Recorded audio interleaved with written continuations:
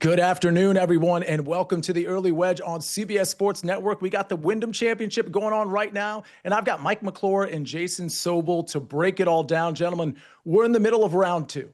I'm looking at the scores. I got the TV right to my left here, and I'm like, wait, what's going on here? Mike McClure, I thought this was going to be like an accuracy contest, and I see a bunch of bombers like Trey Mullinax and Carl Phillips and Gary Woodland and Luke Clinton very much succeeding at the front end of round two. What are you seeing? Yeah, seeing a lot of that and a lot of guys that were popular in a lot of betting formats, fantasy formats, looking at miscuts here. So it's definitely a little bit of an interesting way that round two is kind of shaken out. You see names like Gary Woodland up there, who I think you just mentioned as the bomber. Wasn't someone that I actually really liked all that much coming in here. So very interesting to see the way things are kind of playing out in round two. And a lot of the big names, again, the one that keeps coming to mind here this week for me would be Jake Knapp. Really struggled. Lucas Glover as well. That was interesting to see, to say the least. Yeah, Jason, this is really interesting. And I'll let the cat out of the bag a little bit from a betting standpoint. I was on the early edge this morning at 10, and my favorite bet, and I liked it a lot, and I still like it. It hasn't gone off yet, but it was Chris Kirk over Ben On. And my narrative there was, well, Chris Kirk just keeps hitting fairways, like literally hit every fairway, green in regulation, or it almost seemed like he hit every fairway. And Ben On's just not hitting fairways. Then I'm looking at this scoreboard now, and now I'm starting to doubt myself because, yeah, Gary Woodland, Cameron Young starting off really well, but some of those other guys that just don't necessarily hit it straight, but hit it far, doing really well. How do you see this playing out the rest of round two or for the rest of this tournament?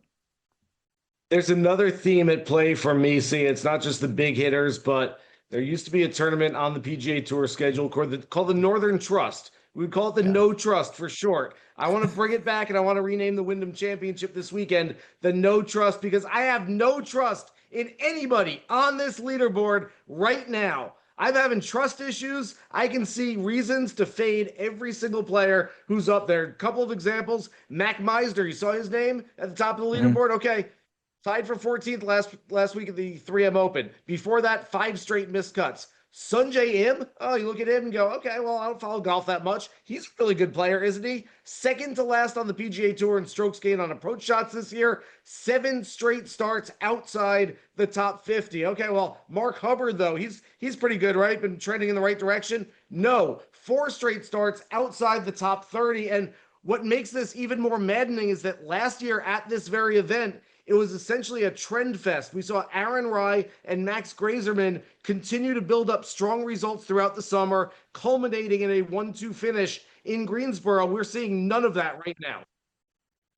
Yeah, it's interesting, Jason, because, and we'll talk about betting opportunities later, but this does feel like it lends itself to a live betting opportunity because of what the top of the leaderboard looks like. And Mike, you mentioned a lot of the golfers that people had investments in from a betting standpoint that were at the top of the board. Your Keegan Bradleys, your Matt Fitzpatricks, even your Robert McIntyres. You know, some of them will make the cut, but they're not anywhere close to the top of the board. And again, when you're chasing down guys like Mac Meisner, Mike, it makes it a little bit easier to fire on a guy that's 6-7 strokes back at the end of round two. Absolutely. I think that, unless we see something really crazy this afternoon, as long as you're a golfer that's simply making this cut, you have to feel like you still have an opportunity, considering that there are, you're seeing 6-7 under kind of routinely here. You talk about the cut number. I think guys like McIntyre, Fitzpatrick, Matsuyama, probably all going to make the cut on the number, and certainly would be looking for live betting opportunities on just that top tier talent, particularly in round three. I think that, again, 5-7 under will definitely be within reach for a lot of those big names. Yeah, I mean, Chris Kirk, again, a guy that I had outright before the tournament started. If he can go 4 or 5 under, he's 80-1 right now. You could grab that number if you want. But again, Jason, it feels like the Bombers are. I mean, again, there's some accurate guys that are nearing the top. I noticed Aaron Rai at 7 under here as well. But with all that said, let's talk about some of the disappointments. We see some of the surprises at the top of the board. Sungjae Im, yeah, household name, but an extremely big surprise that he's up there. Mac Meisner, Matt McCarty, who that might not be surprising to some people. Matt McCarty's been playing some pretty good golf. Gary Woodland at the top. How about some guys that are at the bottom? Some guys that are going to miss the cut. Anybody that you're shocked by or just disappointed in that isn't going to be there on Saturday and Sunday?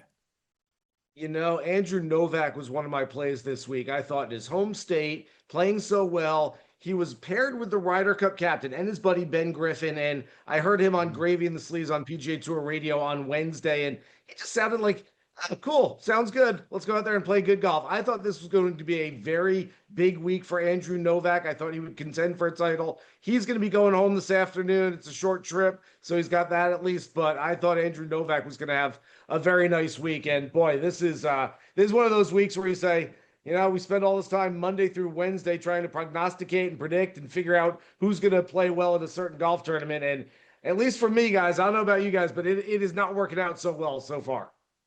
I mean, Mike, he's right to some degree. Like, I still have some hope with some of my guys, Grillo and Kirk. They got to have good round twos, but they've started out okay. But yeah, I'm never going to anticipate. I mean, Cameron Young is one thing.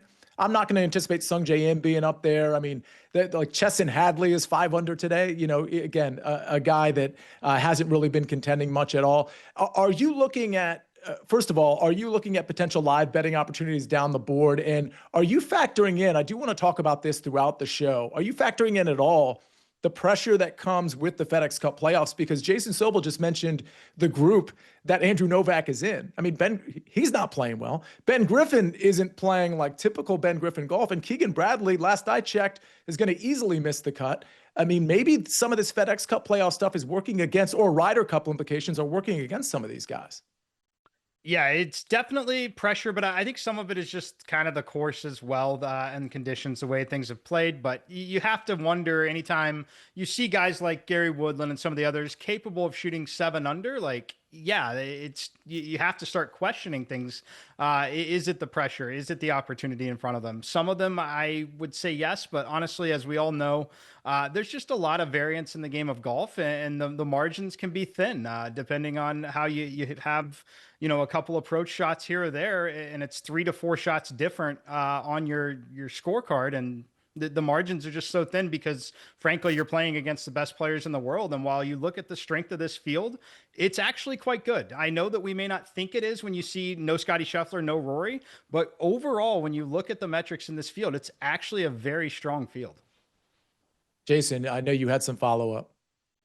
Sia, we talk about the pressure involved at this event, trying to get into the top 70, at least give yourself a chip in the chair in the playoffs. And remember, the playoffs are different. This week, we have at the Tour Championships, no more staggered scoring start. Instead, we will have everybody starting at the same even par score. So you've got a chance to go out there and beat Scotty Scheffler. It's not like if you make it in, you're going to start 9 or 10 shots back. All of that said, over the last 2 years, only one player, that was Lucas Glover 2 years ago, who won the tournament, has gotten into the top 70 from being outside to start the week. It's just really hard, whether it's pressure, whether it's just a sort of exemplifies why these guys are outside the top 70 to begin with. It's really hard for these guys to jump back in. I know we love narratives, we love storylines, we love trying to find a reason to play the motivation, but it just isn't there this week usually. Yeah, I can tell you what's so interesting, Jason and Mike, about the matchup that I gave out, which again, you can still get. They're not teeing off for another 20 minutes. It's Ben On and Chris Kirk. So Chris Kirk started the tournament, I believe, 3 spots outside of the top 70. And Ben On started the tournament 1 spot inside the top 70. And they're in the same group with Emiliano Grillo. And what's so interesting is just from their rounds yesterday, Kirk moved up a couple of spots and Ben On moved down a couple of spots. So it's just, when you're talking about narratives, like these are guys in this matchup that I happen to take. These are guys that really truly have everything on the line to make the top 70. So I just think it's an interesting dynamic.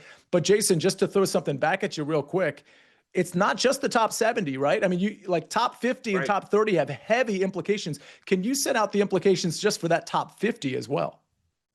Top 50 is massive. Look at a guy like Jordan Spieth, who comes into the week at exactly number 50 on the points list.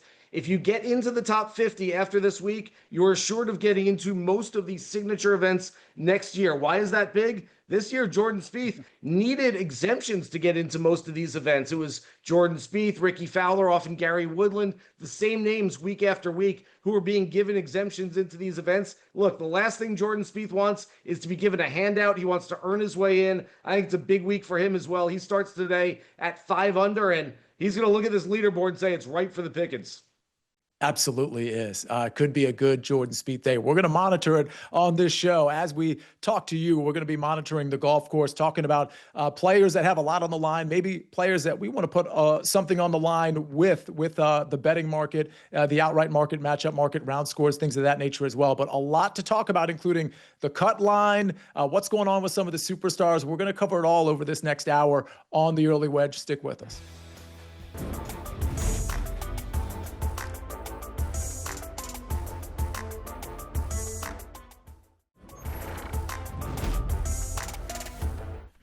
We're back on the Early Wedge. I'm joined by Mike McClure and Jason Sobel. And again, we are in the midst of some of these big ticket players teeing off for round two. We're trying to evaluate the cut line. Mike, it does look like the cut line is very likely going to be 4 under par, which means Robert McIntyre probably makes the cut. Matt Fitzpatrick probably makes the cut.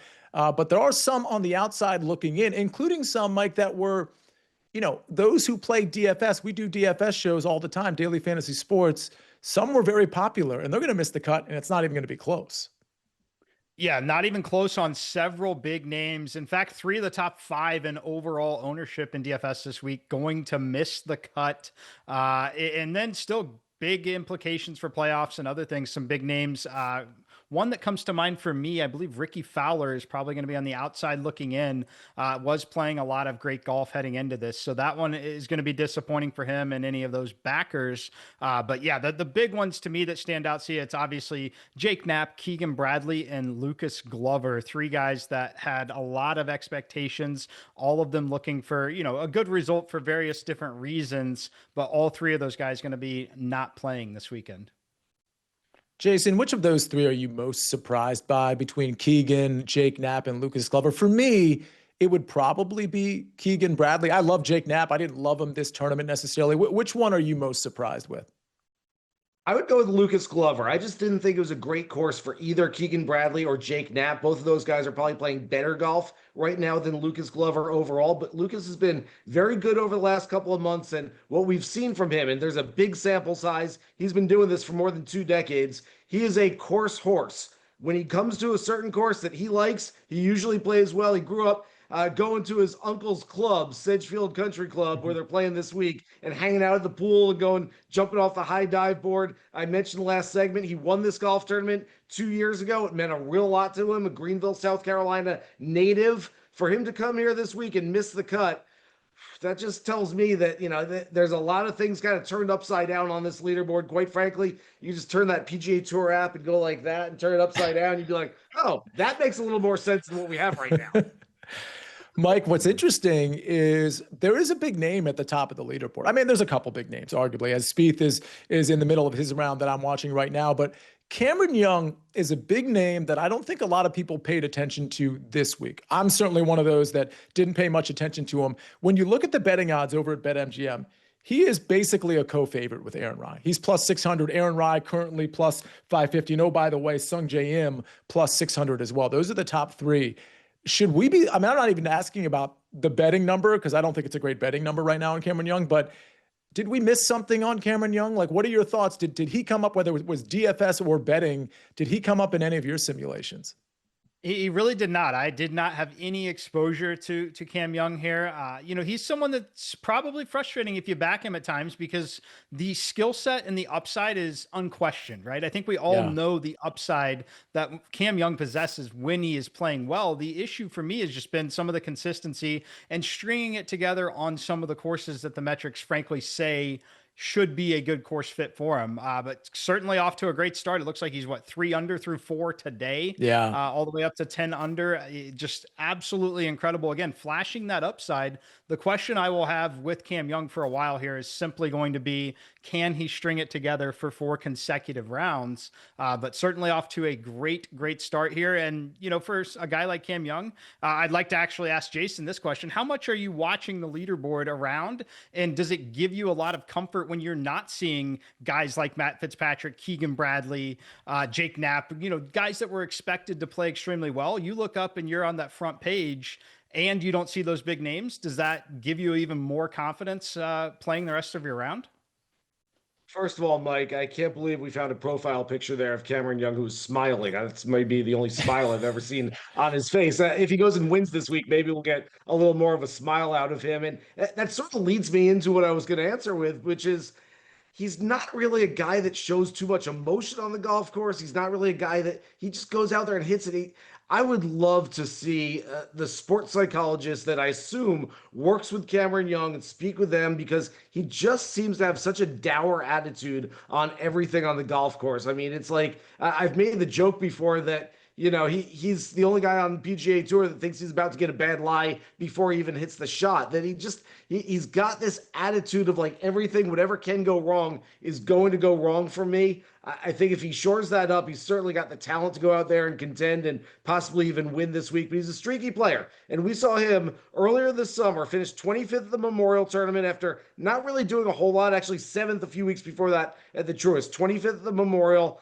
And then he finishes top 5 at both the Canadian Open and the US Open. We're like, okay, here comes Cameron Young time. We hadn't seen it in a year or two, but he's coming back. And then 52nd at the Travelers Championship, 46th at the Rocket Classic, miscut at the Open Championship, hadn't played until this week. And we're like, all right, just not really expecting much because he hadn't showed us a whole lot. And again, that's the theme for this week. If you looked at guys, whether you're playing DFS, whether you're going to the betting markets, if you're like, all right, I'm going to take everyone who's been terrible over the last month, congratulations, you might have Cameron Young on your list right now. What's so interesting about that statement is that, and again, we're only through a round and a half. So let's see how this shakes out. By the way, Cam Young about to hit, he's on a par 5 right now. So 3 birdies out of 4 holes. And I don't know, maybe he has an eagle opportunity and starts running away with this thing. There's no way to know at the moment. But yeah, when you look at the top of the leaderboard, Jason, Gary Woodland, Cameron Young, Sung J M, these are the household names that have not been household names at all lately in any regard. Alex Noren has, he hasn't started his round, I don't think yet, but he's certainly emerged last week to some degree. And I know, Jason, you were on Alex Noren quite a bit. We got Ben Griffin at 6 under. I would say that's the most anticipated name, and he's T15 right now. He'll be T25 by the end of the round. Mike, your thoughts in terms of some of these guys who profiled well, like Aaron Rai would be the only guy that I would say that's anywhere near the top of the leaderboard that is like, we went into this tournament thinking, okay, this is an Aaron Rai course for obvious reasons, his history, but also just because of his game. The rest of the tournament, when you look at this, do you have to change the narrative now, or is this a slight blip here and you're thinking, okay, these accurate guys, that's still who I'm looking for? Yeah, I think it's still who I'm looking for. I'll really give an honest assessment of the data at the end of this round. But, as Jason kind of said earlier, if you make the cut and where you're sitting at making the cut, and those guys that are like on that cut line teeing off right now, you're literally one shot away from missing the cut, or 2 good approach shots away from being T20 and having a shot to go win this over the weekend still. So there's just so many players bunched together. For me, it's still just a testament to how quality the field actually is. Again, we focus so much on name value at the very, very top, but overall, I just think it's a loaded field. And I think it's kind of the normal variance of golf that you get in an environment like this. Especially through a round and a half, because that variance is going to show itself early, much more than it is going to be late. Although there are some big names that are not going to be with us over the weekend playing golf at the Wyndham Championship. We got a lot more Wyndham Championship to talk about coming up next. We got more FedEx Cup playoff implications to talk about. We got to take a look at the cut line, the betting board, a lot to cover. Stick with us right here on CBS Sports Network on the Early Wedge.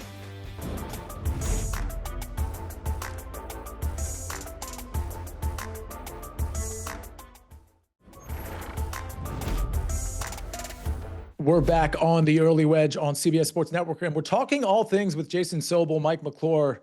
I mean, we're talking Wyndham. We're talking FedEx Cup standings, which it is very interesting, Jason. I'm literally looking at the board right now, and it's an updated projection, right? Hole by hole, they are updating these things. And I see names like Emiliano Grillo, currently projected 69th, came into the tournament 66th. Guys like Christian Bezuidenhout, on the outside looking in, he's currently 71, but he's just about to tee off. Chris Kirk, 76. I think he's going to do well this tournament. Mike and I this week talked a lot about Kevin Roy, who's currently standing at 79. I want to ask you, Jason, because you interview so many of these guys coming off the course, before the tournament, whatever the case may be. I'm curious, early in the season, do these guys really think of the FedEx Cup playoffs in terms of the points that they're accruing? Or does it tend to come down towards the end of the season where that tends to dominate the conversation?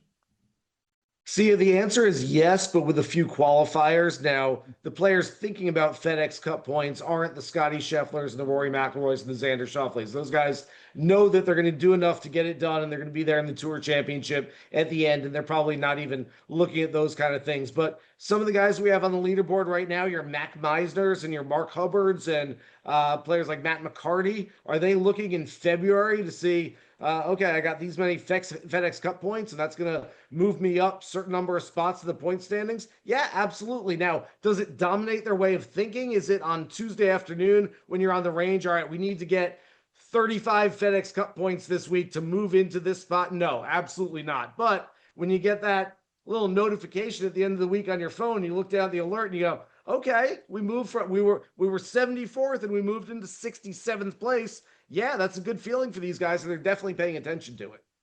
Yeah, I think it's very interesting. And honestly, I'm glad that the PGA Tour and just shows like this sort of highlight that dynamic, because it really is like to some degree, your job's on the line, and certainly a lot of money is on the line, especially when you get into the top 30. And without that staggered start, Jason and Mike, it's up for grabs. You get a good 4 rounds. What is it? $10 million to the winner of the FedEx Cup playoffs. I mean, go ahead, Jason. Sorry, I was just going to say, I know I said it earlier, but I don't think it can be overstated enough. The fact that we've seen the staggered scoring start over the last, I don't know, what's been half dozen years, where the number 1 ranked player started at 10 under, the next player started at 8 under. They essentially handicapped the tournament. If you squeaked into the Tour Championship field, you were 10 shots back, and you're not catching Scotty Scheffler or Rory McIlroy from 10 back. It's just not going to happen over 4 rounds. The way it's changed now, I'm telling you, these guys might let that thought creep into their minds a little bit. Hey, get in this week, get to next week, all of a sudden play well, move from the top 70 to the top 50, play well again, get into the top 30, and then we're all starting at scratch. We're all starting at 0, and if I go out and play well at East Lake the last week of the year, I have a chance to not only be a FedEx Cup champion, but take that $15 million first prize bonus from a Scotty or a Rory. That's a big time thing for a lot of these guys, and I would not be surprised. I know we'll probably talk FedEx Cup odds when we start getting into the playoffs next week, but I would look at some bigger odds this year than we've looked at in years past, and I would not be surprised to see somebody who's maybe outside the top 50 going to Memphis actually winning the whole thing when it comes down to East Lake at the end. Jason, real quick follow-up here, because you're so close to the PGA Tour, often on the grounds, talking to all the players, among others. Is this system, this non-staggered start, it's just a 1-year trial, right? We don't know if this is going to be what's coming up for next year, for example. And I ask you that because as you were saying that, as a fan, I got really excited. I think that's very compelling. I tend to not care about the money, but when we're talking about like 10 million to first and 4 million to second and whatever it is to third, another $1 million, whatever, I do think I am intrigued by that. And of course, winning it has intrigue in its own right. As a fan, I like this, but if you're a top player, like a Scotty Scheffler or Rory McIlroy, do you think you're probably privately pushing back against this system?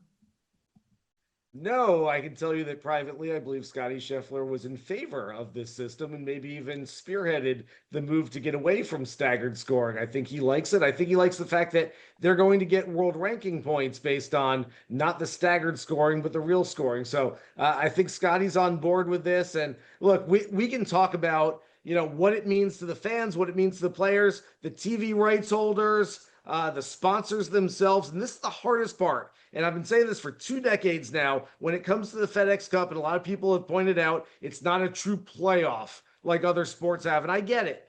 But you're trying to serve a whole lot of different masters when it comes to this. And you can't just serve the sponsors. You can't just serve the players themselves. You can't just serve the fans. You're trying to do something that works for everybody. And quite frankly, there's no right answer for everybody. So you're trying to pick and choose and get everything a little right for every party. We've talked about match play. It wouldn't shock me to see match play, which the PGA Tour seems more bullish on than I would have thought.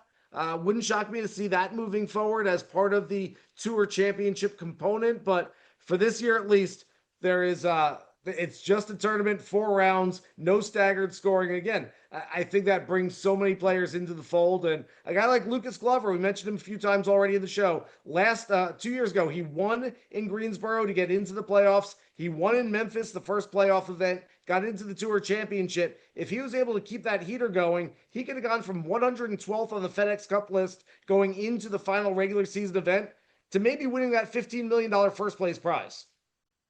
It's pretty incredible stuff. I'm very curious to see how this plays out this year, but certainly what happens next year as well. Mike, let's turn to the Wyndham right now. I'm just seeing Cameron Young. It looks like on the par 5, he's going to struggle to get birdie. He's got probably 20-ish feet, maybe 20 plus feet for birdie there.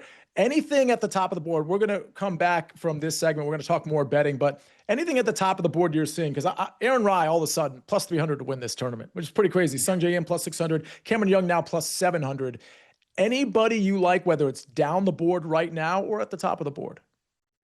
At the top of the board right now, it's hard to ignore Aaron Rai, but I'm going further down. It's got to be Harry Hall and Ben Griffin for me. Typically, looking across right now, I'm seeing 40-1 on Harry Hall and as high as 100-1 on Ben Griffin. In Ben Griffin's case, you're guaranteed to make the cut here. The cut's going to be -4. He's already in at 6 under. You're only talking about 6 or 7 shots back. Now, look, that could balloon to 10 by the end of the day, but let's pretend that it's, say, 7 or 8. That's not a whole lot when you're seeing multiple golfers hit 7 under in these conditions. And we know the upside that Ben Griffin represents. So for me, it would easily be that 100-1 shot on Ben Griffin down the board. But really it comes down to, what does Aaron Rai do with the rest of his round? He's had success on this course. He was great in round 1, really good start here in round 2. And for him, he's sitting just on that top 50 right now. So kind of a situation like Lucas Glover last year. A good result here could parlay into a very, very strong end to his season. Yeah, I think Aaron Rai is about to size up a very makeable putt for 3 under through 3. So we'll see how that goes. I just think this is really interesting. Jason, I want to get your thoughts on Aaron Rai, and I want to get your thoughts on who you like on the betting board. A lot more betting related stuff to talk about, not just outrights, but potentially some value maybe in the top 20 or top 10 market, or maybe looking ahead to round 3 and round 4. Either way, we're going to cover it right here on the Early Wedge. Stick with us.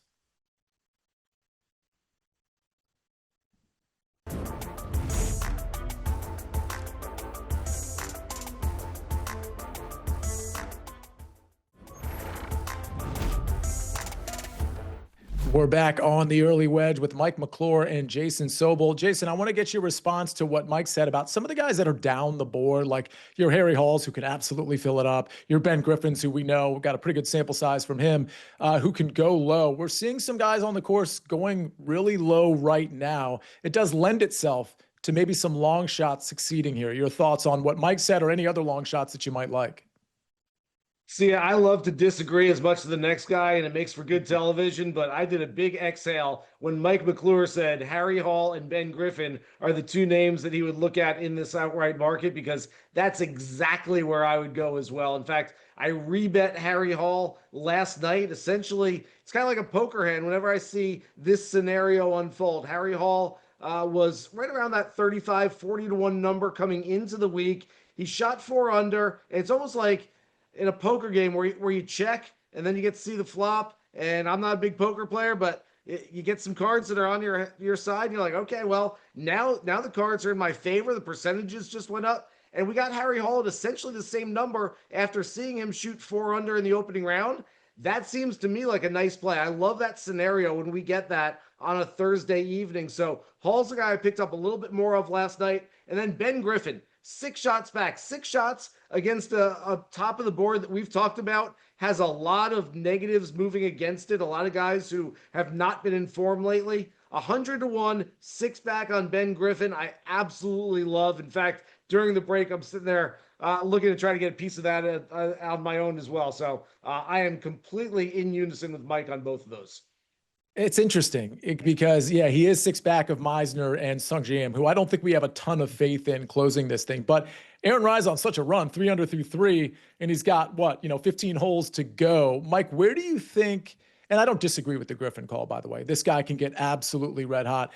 Where do you think this number is at the end of the round? Because it does seem to me that Cameron Young or Aaron Rye are probably going to be at the top, one of those two. What are we looking at? Because I think it's important for live outrights, especially down the board. Is it 13 under that we think we're chasing? 14 under? Yeah, I think 14 could happen here. But anywhere from 12 to 14, maybe it gets even further, but I would say probably either 13 or 14, as you mentioned there. And if say it's at 13 and guys like Ben Griffin are 7 back, to me, I don't think that's a massive deal considering there's probably going to be 5 or 6 players shooting 7 under in this particular round. There's so many holes left to play. And again, Ben Griffin's one of the guys that we thought was going to be relevant all weekend heading into this. I like that. So as long as we keep this at say 13 or 14, I would feel that anyone 6 under or better is very much in contention still. It's funny because we do this show during the tournament, right? And so my eyes are kind of shifting to the left. Sobel, you're kind of looking up. We kind of know where everybody's screens are. Maybe you all have multiple screens, but the reason I point that out is because Mike and Jason, things are changing so fast. Like I'm looking at Michael Thorbjornsen's scorecard right now. On his front 9, he had a double bogey and had an eagle, among other things. And then on his, coming in, he's got 1 hole to play and he's going for his 6th birdie in a row. This does lend itself to somebody like a Ben Griffin, Jason, or a Harry Hall, who we know can get super red hot with the putter, to put up like a crazy number tomorrow or today. And with the leaderboard the way it is right now, really, it's one swing of the club can make a massive difference. We talked about Gary Woodland being up there on the leaderboard. He made an albatross, too, on the par 5 5th hole today. That shoots you up 3 shots on the leaderboard. That's a big jump. That goes from he's kind of hovering inside the top 40, should be able to make the cut, to, he's only a couple back and in serious contention. I mean, it's just a huge difference. Ben Griffin was flirting with the cut line for most of the day, hold out for eagle on the final hole of the day. He's at 6 under, and he's a guy that we're talking about in the live market. So it's really a very, very narrow, thin margin between being in contention and maybe not even being around for the weekend right now. Yeah, it really is a thin margin. Pretty exciting stuff. Mike, when it's the middle of round 2 or maybe round 1, I'm trying to get some sort of macro betting advice tactics out there. Is this a time where you're usually kind of keeping an eye on, like we know all the morning guys are pretty much in, the afternoon guys have either come out or are coming out. Would this be actually a good time to live bet? And to the extent it is, are we only looking at the outrights? Are we looking at finishing positions? Like what else might we be looking at here?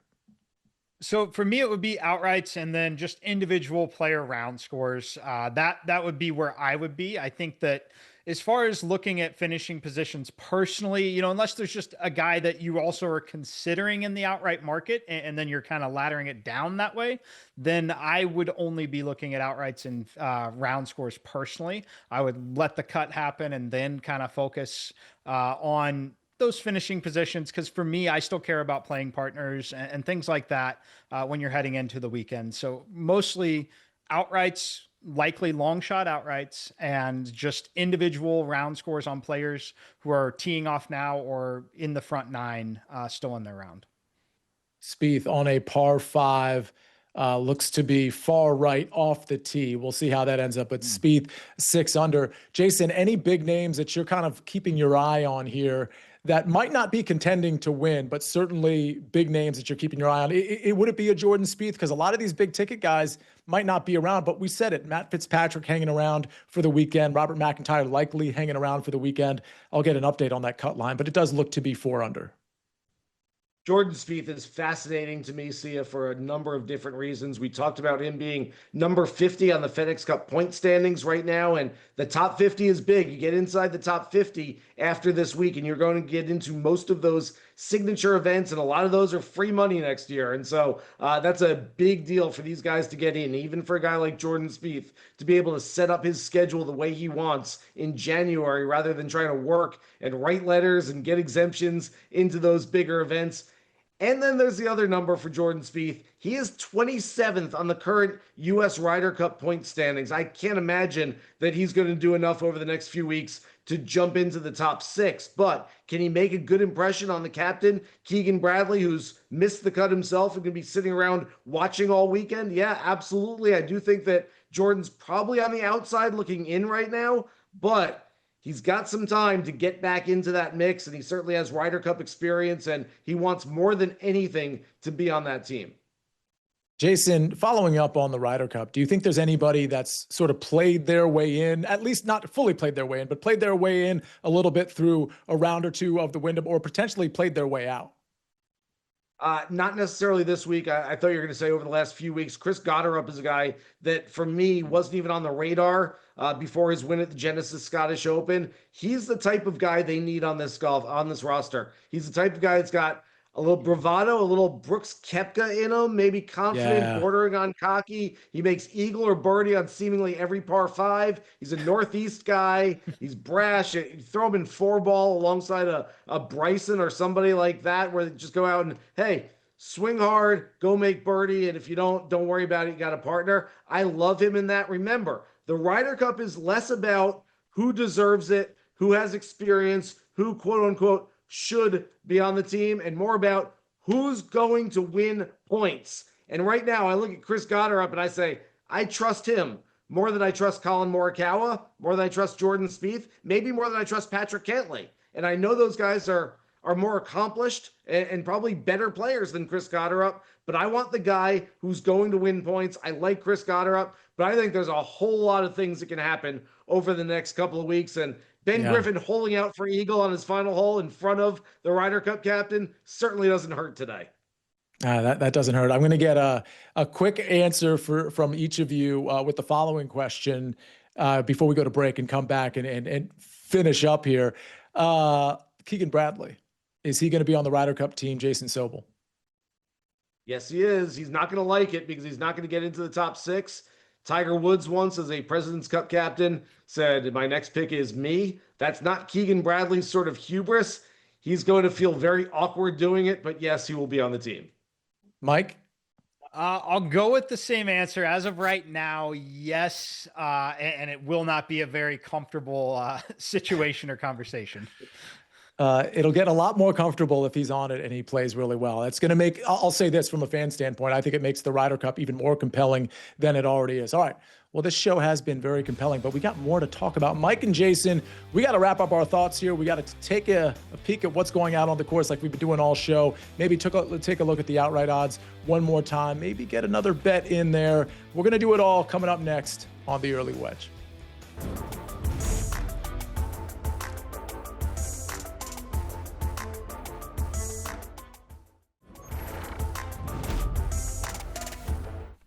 We're back on the Early Wedge on CBS Sports Network. Mike and Jason, I want to ask you who you think is going to win this tournament and who you actually want to win this tournament. But before we get there, I can't help but notice last year's winner, Aaron Rai, at the top of the leaderboard, having an amazing round, among others. By the way, Thor Bjornsson birdied his final hole for 6 birdies in a row. He probably went from like 1,000 to 1 to now 80 to 1 for whatever that's worth. But Jason, talk to me about Aaron Rai. He's a guy you've spoken with in the past, and certainly was in the lower odds range just because of his course fit and because he won here last year. But I still think he's surprising people by just being at the top right now, or at least close to the top. So, Sia, Aaron Rai is a guy that catches a lot of grief, I think, from fans. He plays slower. He's methodical, I would put it. He strategizes his way around the golf course. And then he's got iron covers. That's kind of weird. He wears 2 gloves. I think he kind of puts people off just a little bit. But I can tell you that, first of all, he's one of the absolute nicest guys on the PGA Tour. Secondly, he is the epitome of a grinder. If you're just a golf fan and somebody who wants to watch a guy that maybe isn't the most talented, maybe doesn't hit it like Rory McIlroy, doesn't putt it like Jordan Spieth, but just goes out there and works hard and treats being a professional golfer with the utmost respect and class that it deserves and works as hard on every aspect of the game as he can. Aaron Rai is that guy. And I go back to the iron cover story, and I get it. People are like, wait, there's a professional golfer that has iron covers? My buddy's a 25 handicap. He doesn't even have iron covers anymore. How is he a professional golfer that does this? Well, back when Aaron was growing up, his dad didn't have a whole lot of money. He bought him a new set of irons and spent a lot of money on those. And he wanted to take perfect care of them, so he would meticulously, after every round he played, after every range session, he would clean the grooves off and oil them down and make them as smooth as possible and get every little speck of dirt off of them. And then he would put the iron covers on because he wanted to protect those clubs. Aaron, as an homage to his father, continues to use those to this day. And every time he pulls an iron cover off of one of his irons to hit a shot into a green, he thinks of his dad. I love that story. It's one of my favorite stories that any player has told me over the last decade. And it's one of the reasons why I would love to see Aaron Rai go out there and win another golf tournament on the PGA Tour. Yeah, there are so many stories like that in golf, and those stories don't get told often enough. So, Jason, I appreciate you sharing that with those who didn't know Aaron Rai's past and the reasons for which he does some of the things he does. And he's been very successful in this tournament so far. Mike, it sounded like Jason wants Aaron Rai just on a personal level to win this tournament. I kind of like what he said. I'm compelled by that too. Let me ask you, Mike, who do you want to win this tournament, and who do you think is going to win this tournament? Who I want to win the tournament is now Ben Griffin. I caught the 100-1 number, and it's just frankly too long for someone that I know is, again, likely to be within 6-7 shots, maybe 8. But again, 6 shots at the exact moment, already guaranteed to play the weekend. That is significant. And looking at the upside, I just think that he was a great course fit. He was number 1 in this field in terms of total strokes gained. So for me, it's definitely Ben Griffin's who I want. Who I think is going to win it right now at this point, I would probably go back to Aaron Rai. He's got the course history. He's got the course fit. So if you followed the early wedge all week, one thing I talked about a lot was hitting greens and hitting fairways. Aaron Rai, number 1 and 2 in this field in those 2 metrics. The only guy that he's behind greens and regulation in, Victor Perez, who's playing extremely well this week as well. I like Aaron Rai when it comes to having to be accurate. That's just what he does the best. He's very comfortable on this course, has just 1 bogey on the card all week so far. I think Aaron Rai gets it done. Yeah, and I do think you're not go ahead, buying Jason. into Sia's narrative there. He's asking you, who do you want to see win? Well, I just put money on Ben Griffin at 100-1. That's who I want to see. Come on. I love it. I mean, that's honestly, I would give the same answer as it relates to Chris Kirk, who I kind of doubled down on a bit yesterday as well. I have him in a couple of different places, including the outright market in that 80 to 90-1 range. I do want to mention, Jason, before you give your answer to both of those questions, who do you want to win? Who do you think is going to win? It does look like the cut line is potentially going to move to 3 under.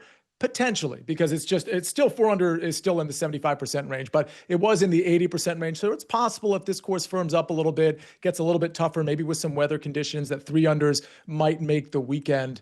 Jason, talk to me about who you think is going to win and who you actually want to win. Yeah, see, it's so strange. I'm watching this multicast, and the player will come up there who's 5 under. I'm like, oh, he's playing pretty well. Then another player comes up, he's 3 under. I'm like, ooh, he's not doing so well. It's a 2-shot difference. So the player I would like to see win this week is Jordan Spieth. Let's throw caution to the wind. Yeah. Let's have all sorts of chaos when it comes to the Ryder Cup. Let's get another player who's a superstar up there on the board, playing some good golf. As far as who I think is going to win, you know what? Whoever I pick isn't going to win. So sorry, Cameron Young. I hate to jinx you, but I'm going to jinx Cameron Young and say he's going to win. How's that? Excuse me, Jason, but you were the one who picked, the only one that I know that picked Kurt Kitayama last week at 40-1. So I'm just saying, don't be too humble. You just picked it outright. I'm still sitting on that Alex Noren ticket. I'm not too positive about that yet either, but we'll see. 90-1. That was also on the early wedge. You can catch Mike McClure on the early wedge, Jason Sobel, Patrick McDonald, Eric Cohen, and myself. We deliver 4 shows a week, including a show at 10:30 in the morning that us 3 are going to be on to set you up for round 4. Thank you, Mike McClure. Thank you, Jason Sobel. Tons of insight as it relates to the Ryder Cup, the FedEx Cup Playoffs, and of course, the Wyndham Championship. Again, scan that QR code. Make sure you're dialed into the podcast. We do 4 shows a week, a DFS show, a best bets show, a live chat on Wednesdays, and on Sunday, we set you up for round 4, kind of like this show, where we give you some live bets to consider at the tail end of the tournament. Thanks for joining us. Have a great Friday, everybody, from everyone at the Early Wedge.